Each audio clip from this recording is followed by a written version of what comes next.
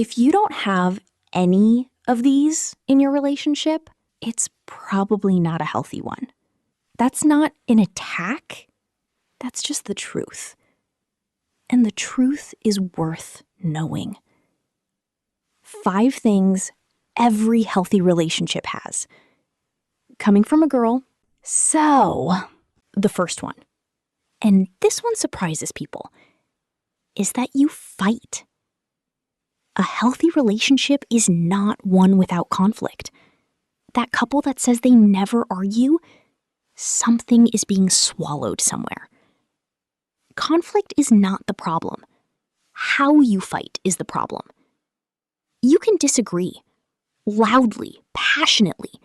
You can be frustrated. You can say, "This is not okay with me." But you don't go for the throat. You don't bring up something from 2 years ago just to win today. You don't say things you can't take back just because you're angry enough to mean them right now. And you don't threaten to leave every time it gets hard. Healthy fighting looks like this. You argue about the thing. You stay in the room. You come back to each other after. The fight ends. The relationship doesn't. That is the difference. Second, and this one matters more than most people realize, you both have lives outside the relationship.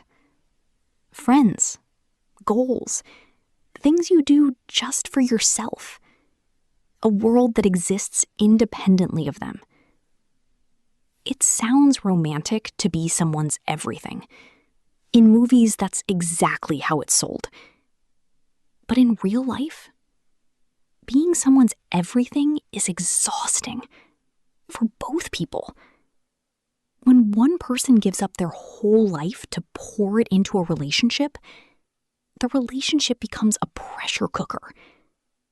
Every mood, every bad day, every moment of emptiness gets handed to the other person to fix. No relationship can carry that. The healthiest couples are 2 people who are genuinely full on their own, who have something going on, who come home excited about their own day and equally curious about the other person's. That is not distance. That is 2 whole people choosing to share a life. Third, you trust each other. Not because you've checked, not because you've confirmed, just because you do. No going through the phone. No asking where they are for the 3rd time. No reading into a message that was never meant to mean anything. This is not about being naive. This is not about ignoring real signs. It's about the default setting. In a healthy relationship, the default is trust, not suspicion, not anxiety, not needing constant reassurance that everything is okay. And the other side of it, they give you every reason to trust them. They are consistent. They do what they say. They don't put you in situations where you have to wonder. Trust is not just a feeling. It's something 2 people build by showing up the same way over and over again. When you have it, it feels like peace, not like something you have to work to hold on to. Fourth, and this is the one that separates a good relationship from a great one. You make each other better. Not because of pressure, not because of criticism. Just because of who they are, you want to be better.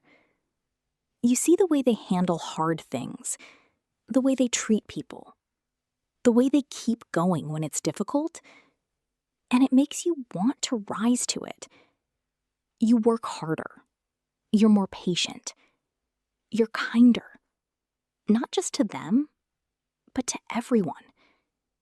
Because they bring something out in you that was always there, but needed the right person to make it real.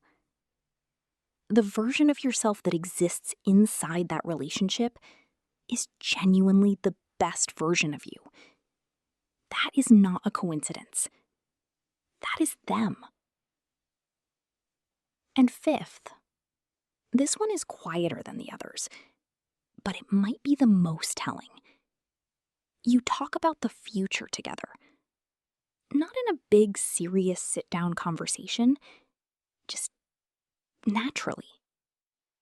Plans come up and you're both in them. We should go there next summer.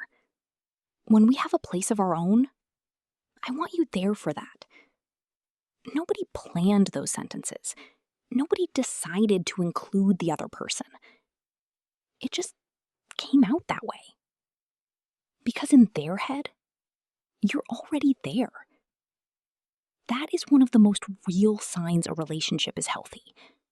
Not the big declarations, not the anniversary posts. The quiet, automatic inclusion. The way the future already has them in it before you've even thought about it. When two people do that naturally, when neither has to think twice about whether the other one will still be there, that is something worth holding on to. 5 things. If you have all of them, you have something worth protecting. If you have some of them, you have something worth working on. And if you have none of them, now you know what to look for.